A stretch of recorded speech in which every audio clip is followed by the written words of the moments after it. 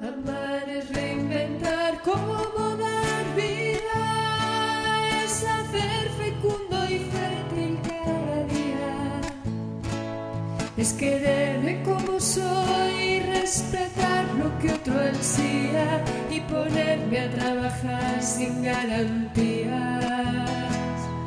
Amar es creer que la alegría no puede guardarse porque se marchita. Es no parar el agua para que corra siempre limpia y compartirla como don que nos habita.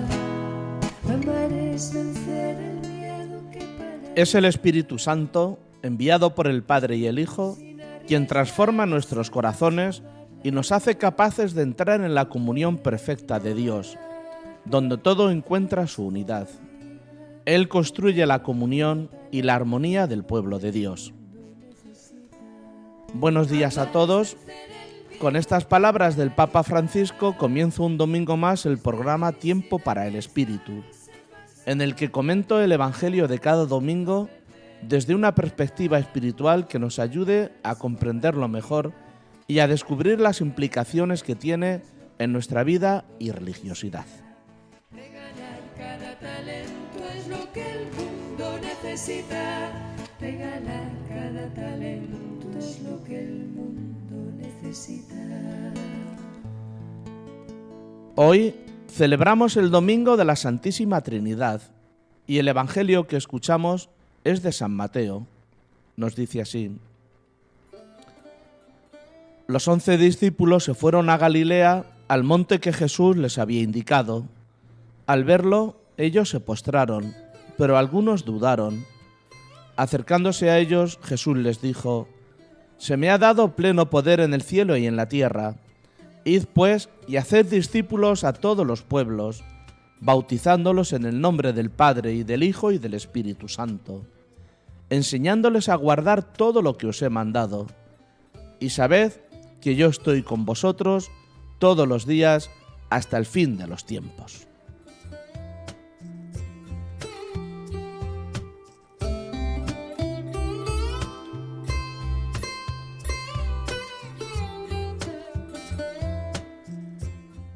La fiesta de la Santísima Trinidad surgió bastante tarde, en 1334, y fue el Papa Juan XII quien la instituyó. Quizá pretendía, como ocurrió con la fiesta del Corpus, contrarrestar a grupos heréticos que negaban la divinidad de Jesús o la del Espíritu Santo.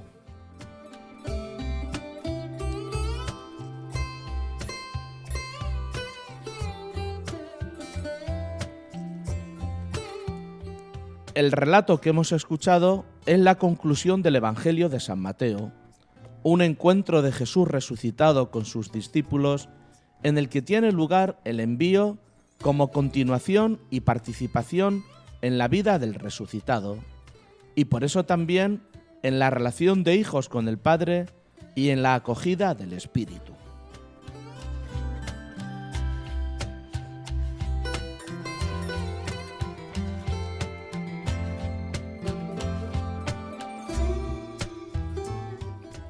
El fin de la misión, la finalidad, es hacer discípulos, es decir, que otras personas se puedan encontrar también con el resucitado y crean, estableciendo la misma relación con Él, con el Padre y el Espíritu, así poder entrar en la comunión amorosa de Dios en su vida.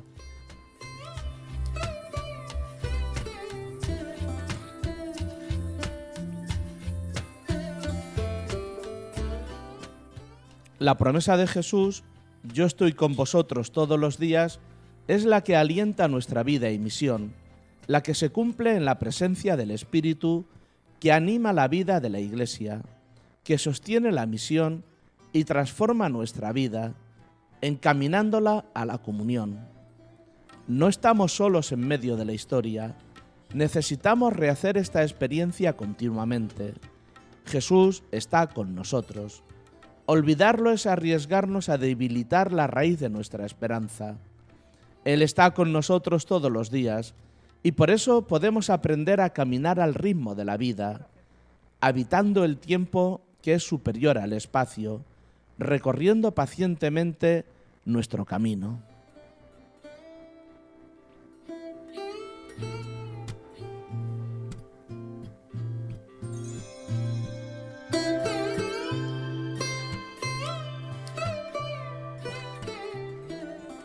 La Trinidad es la mejor expresión para comprender nuestra vida cristiana, nuestras relaciones, para descubrir lo que somos y lo que estamos llamados a ser, seres en relación, en unidad en Dios.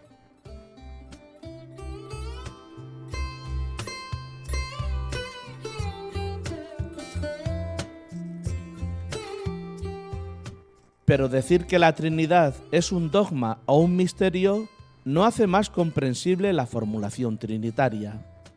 Hoy no nos dice casi nada, y menos aún las explicaciones que se han dado a través de los siglos. Todas las teologías sugieren de una elaboración racional que siempre se hace desde una filosofía determinada por un tiempo y una cultura. También la primitiva teología cristiana se desarrolló en el marco de una cultura y una filosofía, la griega, muy distinta de la cultura de hoy.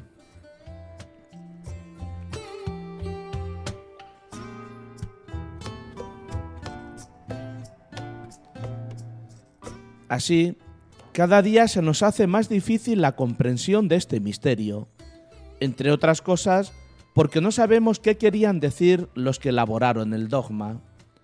No podemos aplicar a Dios la individualidad y la racionalidad propia del ser humano. Dios no es un individuo ni una sustancia de naturaleza racional.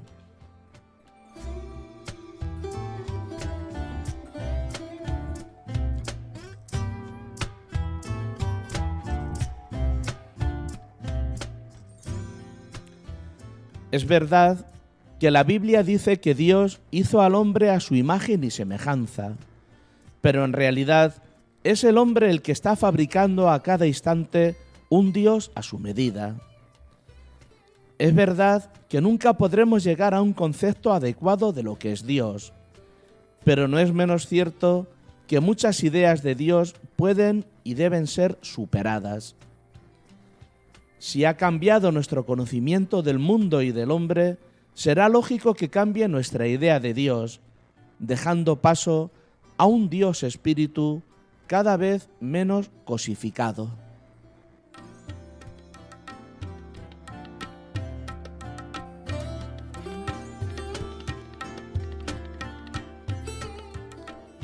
La dificultad para hablar de Dios como tres personas la encontramos en el mismo concepto de persona, que ha experimentado sucesivos cambios de sentido a través de la historia.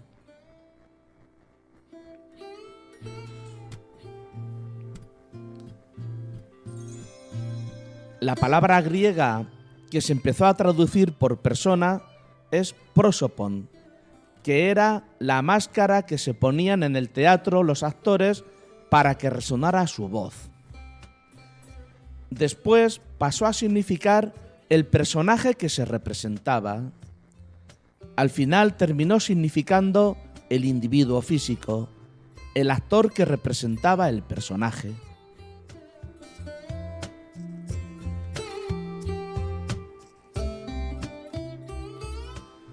De ahí llegamos al sentido moderno de persona.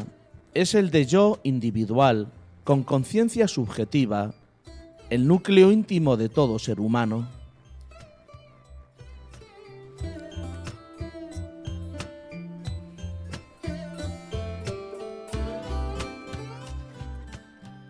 En la raíz del significado de persona está la limitación. Existe la persona porque existe la diferencia y la separación entre los distintos individuos o personajes de un teatro. Esto es imposible aplicárselo a Dios.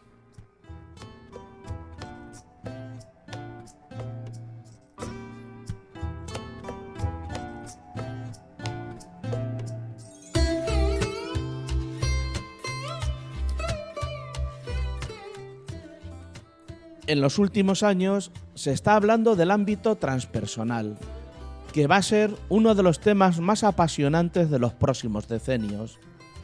Si el hombre está anhelando lo transpersonal, es ridículo seguir encasillando a Dios en un concepto personal que tiene muchos límites.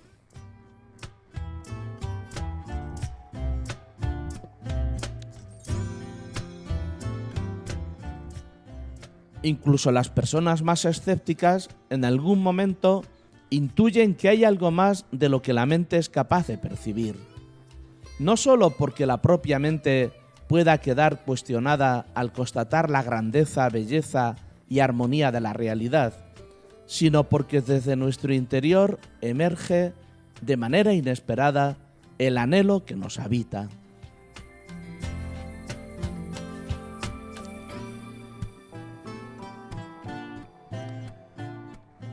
Tal anhelo, aun descuidado, silenciado, compensado e incluso expresamente bloqueado, no llega nunca a desaparecer.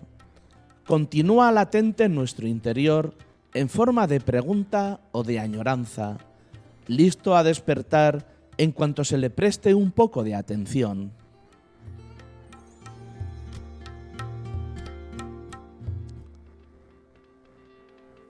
El anhelo es la expresión de nuestra propia profundidad. Es el lugar indestructible y siempre disponible que está en nosotros todos los días hasta el fin del mundo.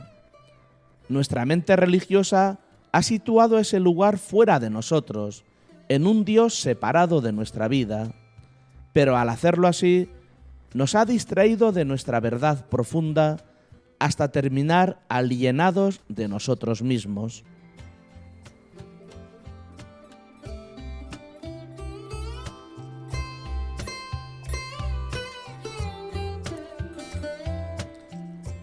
Lo que está con nosotros todos los días no es una persona concreta, siempre impermanente, sino aquello que se expresa en toda persona y que constituye nuestra identidad. Por eso, no necesitamos ir lejos, ni buscar algo exótico. Es suficiente con acallar la mente, mirar en nuestro interior, oír el anhelo que nos habita y permanecer en la certeza de ser.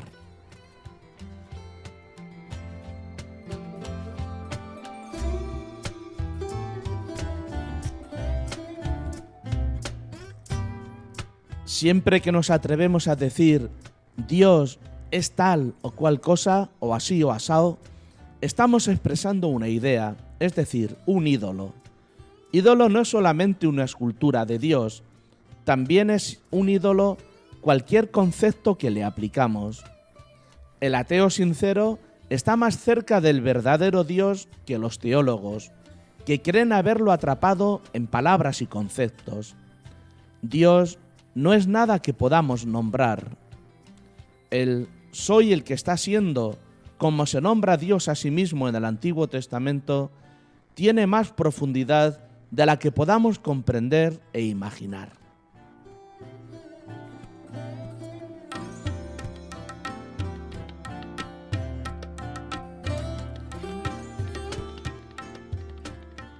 Dios no es el universo, ni la creación, ni las cosas que existen, pero tampoco es nada separado de ellos. De la misma manera que no podemos imaginar la vida como algo separado de los seres que vivimos, no podemos imaginar lo divino separado de todo ser creado, que por el mero hecho de existir está traspasado de Dios.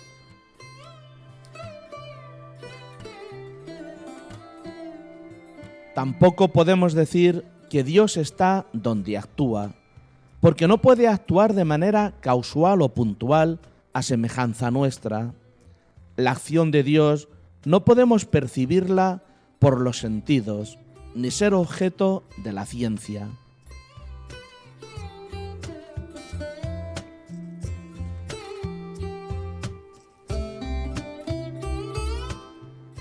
También hay que tener en cuenta que el Dios que Jesús nos muestra no es el Dios de los buenos, de los piadosos, de los religiosos ni de los sabios. Es también el Dios de los excluidos y marginados, de los enfermos y discapacitados, incluso de los que no son religiosos o son inmorales y ateos. El Evangelio no puede ser más claro en esta cuestión. Nos dice Jesús: las prostitutas y los pecadores os llevan la delantera en el reino de Dios.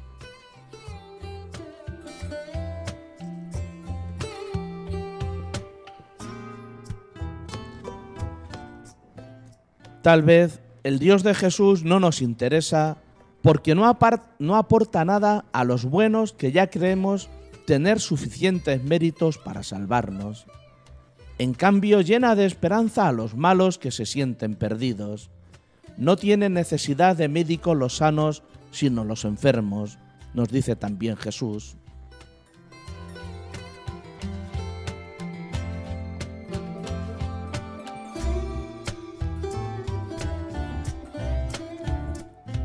Para nosotros lo esencial es sobre todo la experiencia que Jesús tuvo de Dios para llegar a llamarlo Abba, el sonido gutural que los niños hebreos emiten, similar al que emiten nuestros niños cuando dicen Papa, lo que nos debe orientar en nuestra búsqueda.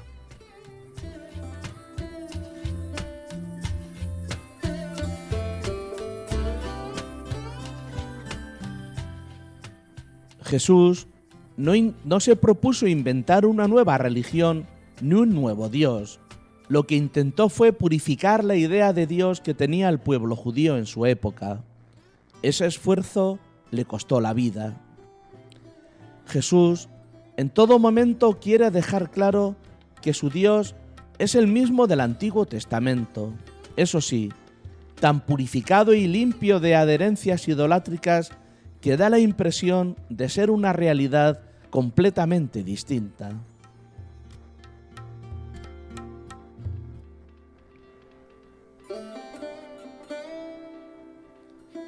La forma en que Jesús habla de Dios como amor se inspira directamente en su experiencia personal, pero esa vivencia no hubiera sido posible sin hacer suyo el bagaje religioso heredado de la tradición bíblica de su pueblo, principalmente en libros como el Cantar de los Cantares, donde se expresa la relación amorosa de Dios con la humanidad en el lenguaje del amor humano entre un hombre y una mujer. En esa tradición se encuentran ya claros chispazos de lo que iba a ser la revelación de Jesús.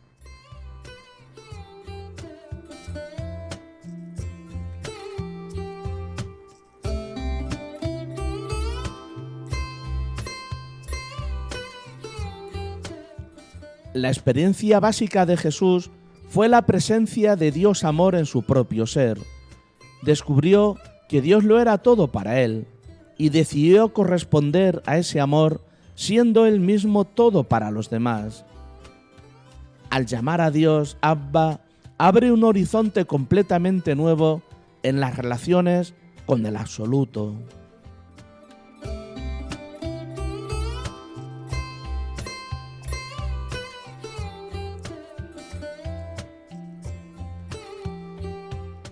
La base de toda experiencia religiosa reside en nuestra condición de criaturas.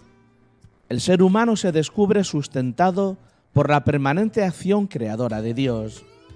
El modo finito de ser uno mismo demuestra que no nos damos a nosotros mismos la existencia. Por lo tanto, somos más de Dios que de nosotros mismos. Sin Dios Espíritu no sería posible nuestra existencia. Tampoco el poder ser hijos llamados a vivir en comunión íntima en el ser de Dios amor.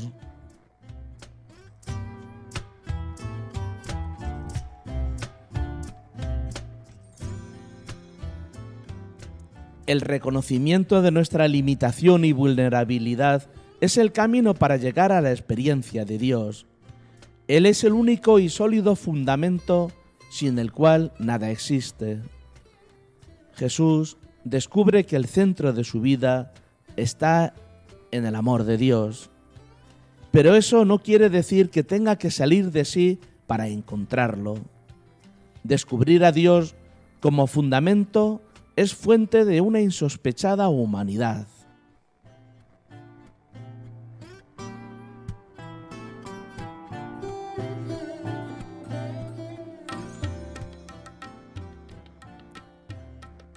Esta idea de Dios supone un salto sobre la idea que parece predominar en el Antiguo Testamento.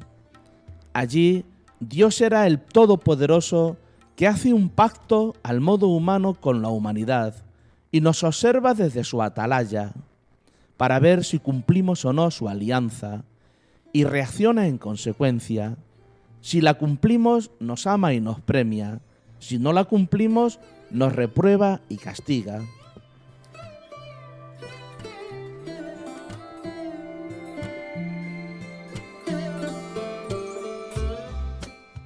Pero la visión de Dios que Jesús nos da es completamente diferente. Es don absoluto e incondicional. Es ágape, amor de amante, y que se da totalmente. Es el hombre el que tiene que reaccionar al descubrir lo que Dios es para él. La fidelidad de Dios es lo primero y el verdadero fundamento de una actitud humana.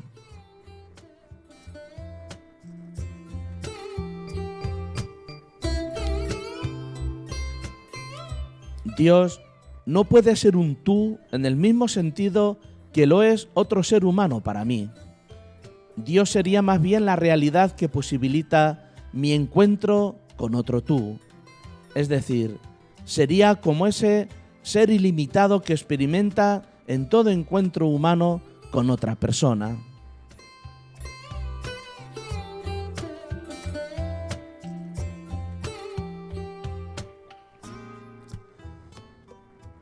Después de estas reflexiones, hay que seguir dejando claro el carácter limitado de todo lenguaje sobre Dios. Solo se puede hablar de él con comparaciones, parábolas o analogías. Pero no por ello podemos dejar de hablar de Dios con el lenguaje humano que tenemos a nuestro alcance.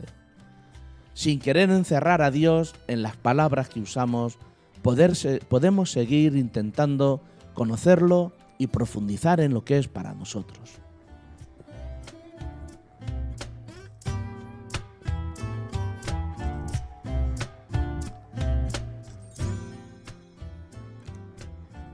Termino así el programa de hoy. Os dejo con otra canción de Salomé Arricibita, Padre, Hijo y Espíritu. Gracias a Julia Lises, que ha estado hoy en el control de sonido y grabación, y a Antonio, que vela para que todo salga bien. Que tengan un buen domingo y una feliz semana.